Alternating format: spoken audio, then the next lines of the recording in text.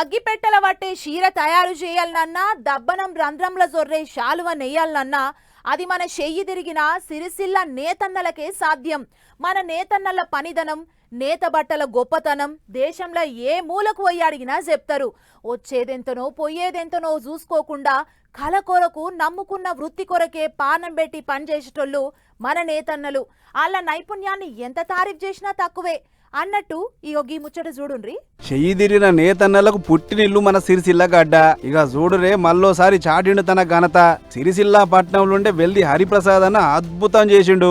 ఏం చేసిండయా అనంటే వెనకటి తరం చేనేత మగ్గం మీద 2 గంటల 50 నిమిషాలల్లనే 5.5 మీటర్ల పొడవు 45 అంగుళాల ఇసీరంగల చీరను వేసిండు.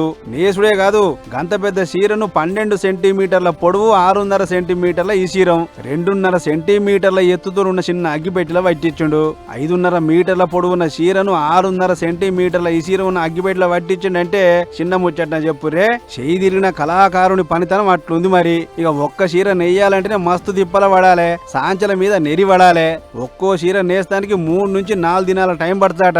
కానీ ఈ హరిప్రసాద్ అన్న 3.5 గంటలనే చీర నేసి పడేసిండు. ఇప్పటిదాకా వెనకటి తరం మగ్గం మీద కూసోని 3.5 గంటలెల్లా చీర నేసిన నేతని ఇంకొకరు లేనేలేరాట. ఈ రికార్డు ఓడటానికి ఏడాదంతా ప్రాక్టీస్ చేసిండట అన్న. అందుకే ఎటువంటి అల్పు లేకుండా ఒక్క తీరుగా చీరను తయారు చేసిండు. అట్లిప్పుడు 3.5 గంటలనే చీరను తయారు చేసే స్థాయికి ఎదిగిండు. అగ్గిపెట్టెల పట్టే చీర అని ఊరంతా తెలవగానే అంత పబ్లిక్ వచ్చి చూసిరాట. అన్నను మస్తు తారీఫ్ చేసిర్రు. ఆగస్టు 7వ తారీఖు నాడు చేనేత దినోత్సవం వస్తుంది కదా, అగో దానికోసమే ఈ రికార్డు సృష్టించిండట.